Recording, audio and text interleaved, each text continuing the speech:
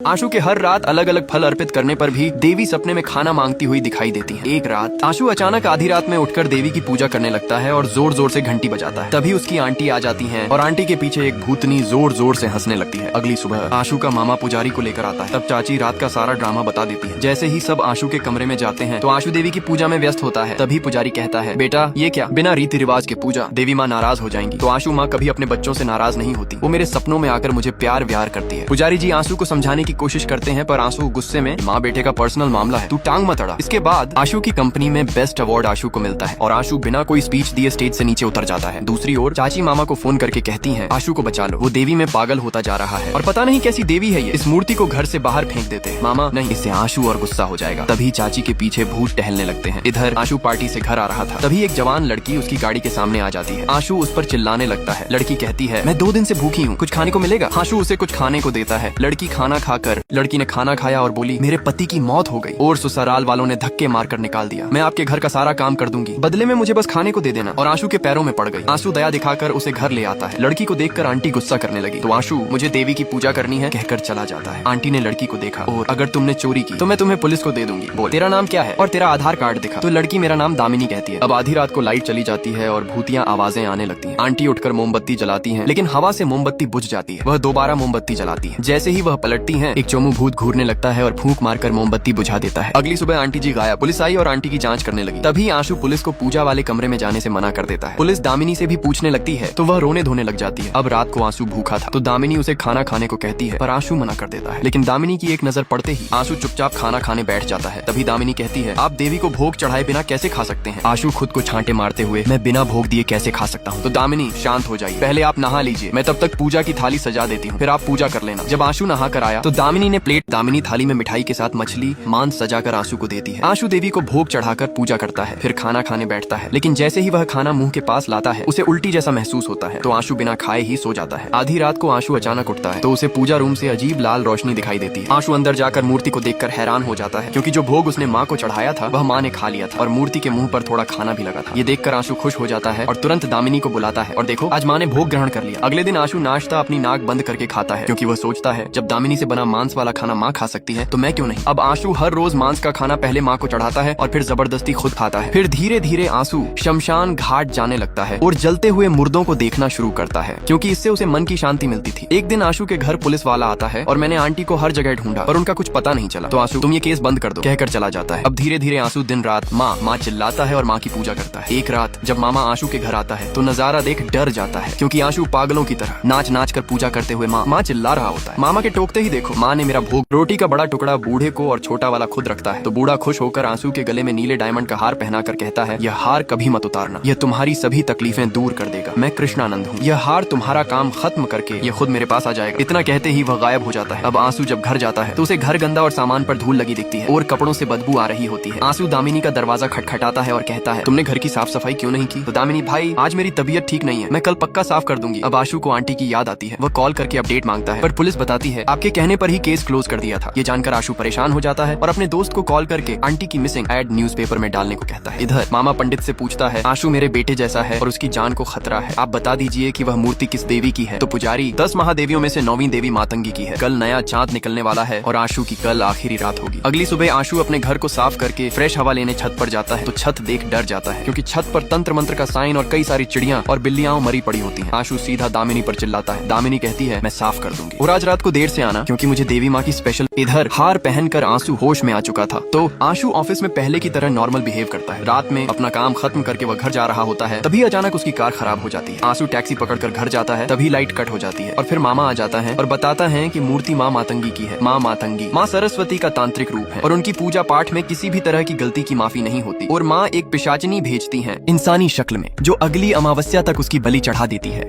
और वो पिशाचिनी कोई और नहीं बल्कि तुम्हारी दामिनी है। तभी आशु, तो हम आज घर के अंदर जाएंगे ही नहीं, कल उस मूर्ति का क्या करना है देख लेंगे मामा, हमें डरने की बजाय उसका सामना करना होगा। अब जैसे ही ये दोनों घर के अंदर जाते हैं उनके पैरों तले जमीन खिसक जाती है क्योंकि पिशाचिनी तंत्र मंत्र कर रही होती है और उसके हाथ में आंटी का कटा हुआ हाथ होता है। वे समझ जाते हैं कि आंटी को दामिनी नहीं मारा है। घर का फर्नीचर भी हवा में उड़ रहा होता है। तभी दामिनी मुड़ते हुए शैतानी हंसी हंसते हुए कहती है, माँ को भोग नहीं दोगे? तब मामा बीच में आता है। तभी दामिनी उन्हें एक हाथ से उठाकर दूर फेंक देती है। फिर वह आशु का गला दबाने लगती है पर जादुई हार की वजह से वह खुद दूर गिर जाती है। तब दामिनी दीवार पर चिपक कर आंसू को बहलाकर उसके हाथों से